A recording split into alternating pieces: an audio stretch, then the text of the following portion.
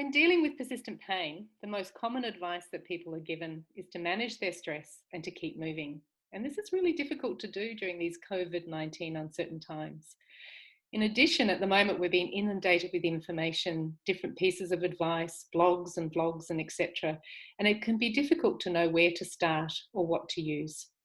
A lot of this advice is generic, and so working out how it applies to your own situation can also be tricky.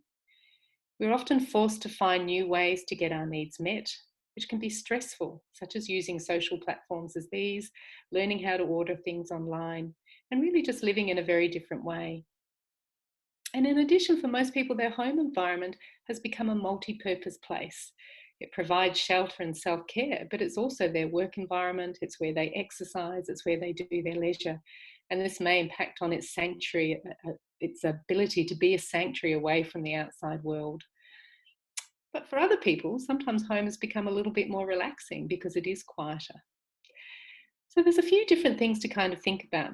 One is, how do I create a new normal while I'm trying to socially distance?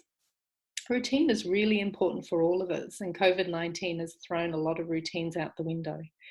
Routine allows us to perform those regular tasks with minimal amounts of energy.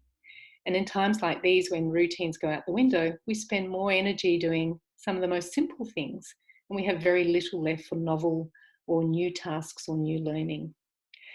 And like every routine, it is repetition that makes it so. For spending time working out a routine for yourself that is as close as you can to your pre-COVID routine can be really helpful. So for example, if you normally get up and travel to work, try and incorporate a walk before logging onto your computer. It helps you get some natural sunshine and to increase your arousal levels for improved concentration. It might also be worth preparing your lunch and putting it in the fridge so that at lunchtime you don't have to spend energy wondering about what you're going to eat. And if you're someone who's normally at home and now suddenly find yourself surrounded by other family members, it may be important to find time to be by yourself and have some of that quiet time. You may also have to change your own routines because people are using different rooms and they're needing you to be quiet at different times of the day. So sometimes maybe thinking about doing your housework at times when people are not engaged in their own online operations may need to happen. And it's important to work out when your energy is at its best. Are you more energetic in the morning or at the end of the day, and trying to put some of those tasks around that period. Other people sort of say, now that I'm sort of home a lot more and I'm not doing the things I normally do, I feel a lot more stiff and a lot more sore, and particularly if you've got a musculoskeletal condition. And generally, people are having to exercise very differently. And also too, you might be using different equipment at home if you're working at home. That may not be as well ergonomically set up. And all of these things can lead to increased stiffness and discomfort, which for some people might just settle with time as they get used to it, but for others they might need to rethink a little bit about how they do things. So check that your chair provides you good support. And sometimes we can do that by rolling up a towel and just popping it behind our back, or even popping it under our sit bones so it props us forward a little bit more.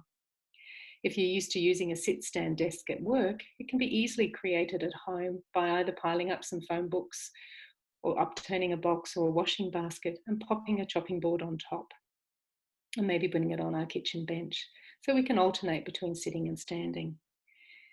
We also tend to move a lot incidentally during our day, and this may be impacted if we're working from home or doing more things within the home environment. We're not doing those normal things where we might just pop out, or we move around different classes or meetings or go and buy our lunch. And this lack of movement can make us a little bit more sore. And it also challenges our postural strength. We end up spending a lot more time in static positions and less in dynamic positions. So it might be worth setting up a timer, putting it on for maybe every 30 minutes, every 60 minutes, and try and getting up and stretch and move around or make a cup of tea. For other people, if you've got a therapy ball at home, sometimes spending a bit of time sitting on that with a little bit of movement and bounce can actually bring a little bit of incidental movement into your day. So this is a unique time, and while everything is different, it's also a great chance to record your experiences in your own way too. It may be a time to start a diary of your reflections of events and how you're coping with them.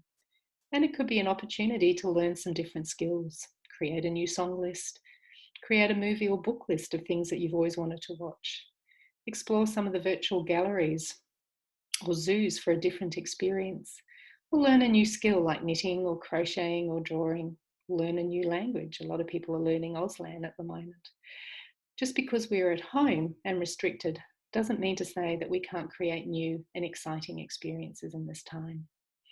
So if you've got any queries or concerns or require further advice, please contact the Musculoskeletal Australia helpline on 1800 263 265, and altogether we'll get through this eventually.